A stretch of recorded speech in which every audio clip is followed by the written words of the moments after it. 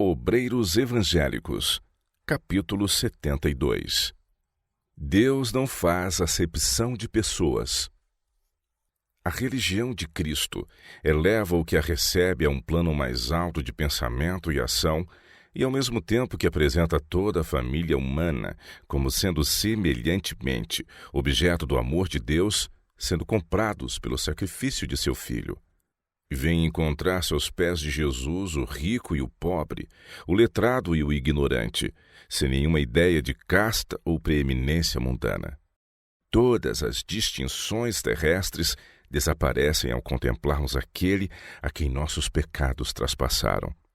A abnegação, a condescendência, a infinita compaixão daquele que era tão exaltado no céu fazem envergonhar o orgulho humano, a presunção e as castas sociais. A religião pura e imaculada manifesta seus celestiais princípios, levando à unidade todos quantos são santificados pela verdade. Todos se unem como almas compradas por sangue, igualmente dependentes daquele que os redimiu para Deus. Talentos. O Senhor emprestou aos homens talentos para desenvolver. Aqueles a quem ele dotou com recursos devem levar seus talentos de meios ao mestre. Homens e mulheres de influência devem usar aquilo que Deus lhes deu. Aqueles a quem ele dotou de sabedoria, cumpre trazerem à cruz de Cristo este dom para ser usado para a sua glória. E os pobres têm seus talentos, os quais talvez sejam maiores do que qualquer dos mencionados. Pode ser simplicidade de caráter, humildade, virtude provada, confiança em Deus. Mediante paciente labor, mediante inteira dependência de Deus, estão mostrando Jesus, o Redentor, àqueles com quem estão em contato. Têm um coração cheio de simpatia para com o pobre, um lar para o necessitado e o oprimido, e dão um testemunho claro e decidido quanto ao que Jesus é para eles. Buscam glória, honra e imortalidade, e sua recompensa será a vida eterna. A fraternidade humana. São precisas na fraternidade humana todas as espécies de talentos para formar um todo perfeito. E a Igreja de Cristo é composta de homens e mulheres de talentos vários e de todas as categorias e classes.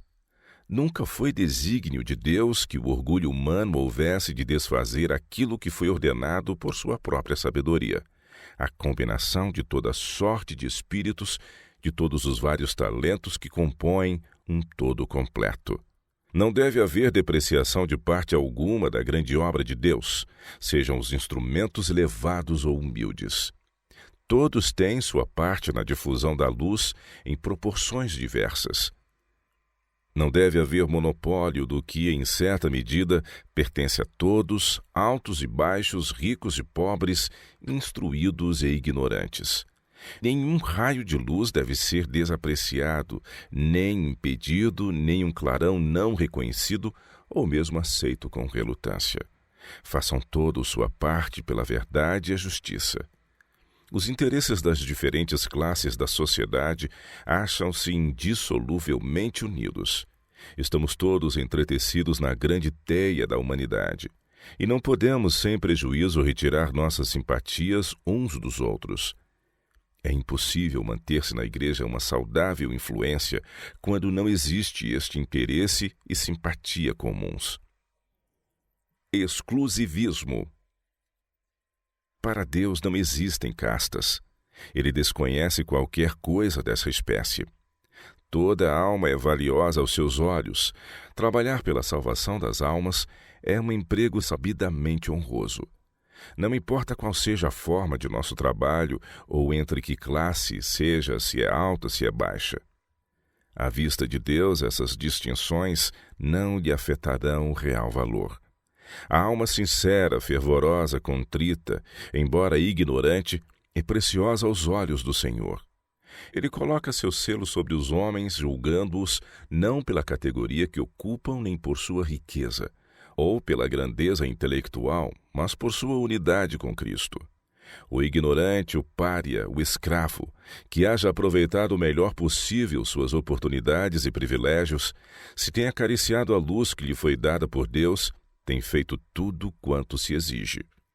O mundo talvez lhe chame ignorante, mas Deus o considera sábio e bom, e assim o nome dele se acha registrado nos livros celestes. Deus o habilitará para o honrar, não somente no céu, mas na terra. A censura divina se acha sobre os que recusam a companhia daqueles que têm o nome escrito no livro da vida do Cordeiro, simplesmente porque eles não são ricos, instruídos ou honrados neste mundo. Cristo, o Senhor da Glória, está satisfeito com os que são mansos e humildes de coração, por mais humilde que seja sua profissão, seja qual for sua classe ou grau de inteligência. O preparo para o serviço. Quantos obreiros úteis e honrados na causa de Deus têm recebido preparo entre os humildes deveres das mais modestas posições da vida? Moisés foi candidato ao governo do Egito, mas Deus não o pôde tirar da corte do rei para fazer a obra que lhe era designada. Somente depois de ele haver sido por 40 anos um fiel pastor, foi enviado como libertador de seu povo. Gideão foi tirado da eira para ser um instrumento nas mãos de Deus para livrar os exércitos de Israel. Eliseu foi convidado a deixar o arado e a atender ao mandado do Senhor. Amós era agricultor, lavrador do solo, quando Deus lhe deu uma mensagem a proclamar. Todos quantos se tornam coobreiros de Cristo terão de executar grande quantidade de trabalho penoso, desagradável, e suas lições devem ser sabiamente escolhidas e adaptadas às suas peculiaridades de caráter e à obra que eles têm de realizar. Cuidado no preparo dos jovens. O Senhor me tem mostrado por muitas maneiras e em várias ocasiões quão cuidadosamente devemos lidar com os jovens, que é mister o mais fino discernimento para tratar com o espírito humano. Todos quantos têm de lidar com a educação e preparo da mocidade precisam viver muito achegados ao grande mestre para adquirir seu espírito e maneira de operar. Devem-lhes ser dadas lições que afetem seu caráter e a obra de sua vida.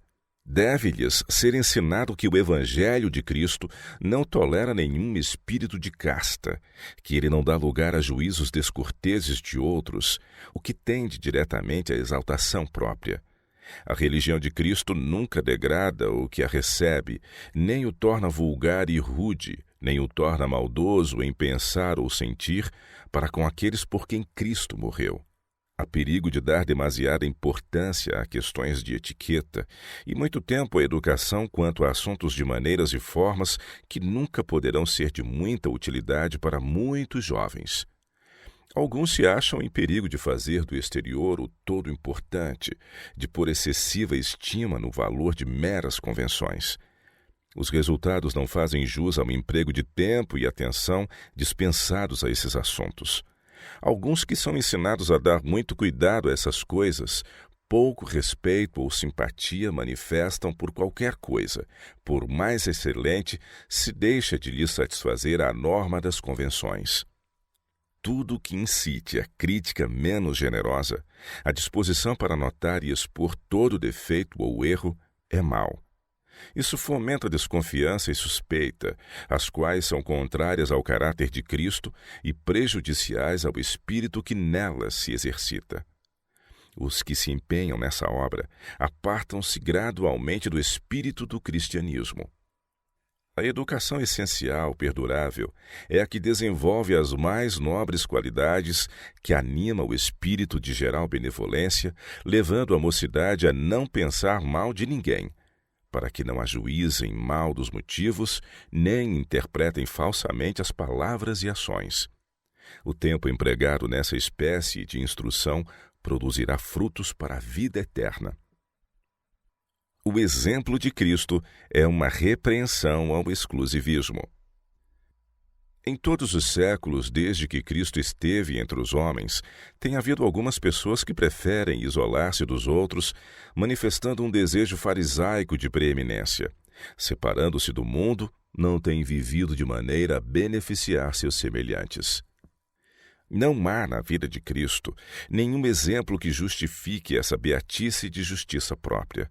Seu caráter era comunicativo e beneficente. Não há uma ordem monástica na terra da qual ele não houvesse de ser excluído por estar fora das regras prescritas. Em todas as denominações religiosas e em quase todas as igrejas, podem-se encontrar pessoas fanáticas que o teriam censurado por suas liberais misericórdias. Haveriam de encontrar motivo de crítica no fato de ele comer com publicanos e pecadores, tê-lo-iam acusado de se conformar com o mundo por assistir a uma festa de casamento e censurá-lo-iam impiedosamente por permitir que os amigos fizessem uma ceia em sua honra e na de seus discípulos. Mas, nessas mesmas ocasiões, tanto por seus ensinos como por sua conduta generosa, ele se estava entronizando no coração daqueles a quem honrava com sua presença. Dava-lhes uma oportunidade de se relacionarem com ele e de observarem o assinalado contraste entre sua vida e ensinos e os dos fariseus. Aqueles a quem Deus confiou sua verdade devem possuir o mesmo espírito benfazejo manifestado por Cristo, devem adotar os mesmos largos planos de ação. Devem ter um espírito bom e generoso para com os pobres, reconhecendo num sentido especial que são os mordomos de Deus. Devem considerar tudo quanto tem a propriedade, as faculdades da mente, as energias espirituais, como não lhes pertencendo, mas sendo-lhes emprestado apenas para o avançamento da causa de Cristo na terra. Como Cristo, não se devem esquivar ao convívio de seus semelhantes, mas procurá-lo com o desígnio de comunicar a outros os benefícios celestiais que têm recebido de Deus. Não sejais exclusivistas, não busqueis apenas um pequeno grupo em cuja companhia vos comprazeis, deixando que os outros vivam para seu lado. Supondes ver fraqueza num e falta de senso em outro, não vos afasteis deles, associando-vos unicamente com aqueles que julgais quase perfeitos. As próprias almas que desprezais necessitam de vosso amor e simpatia. Não deixeis uma alma fraca lutar sozinha, combater contra as paixões do próprio coração, sem vosso auxílio e orações, mas considerai-vos a vós mesmos, para que não sejais também tentados.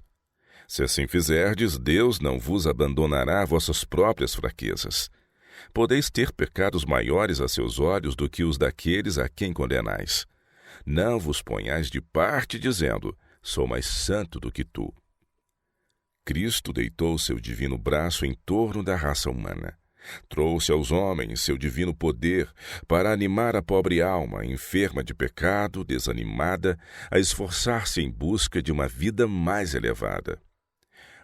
Nós necessitamos mais do Espírito de Cristo e muito menos do próprio eu. Precisamos diariamente do poder convertedor de Deus em nosso coração.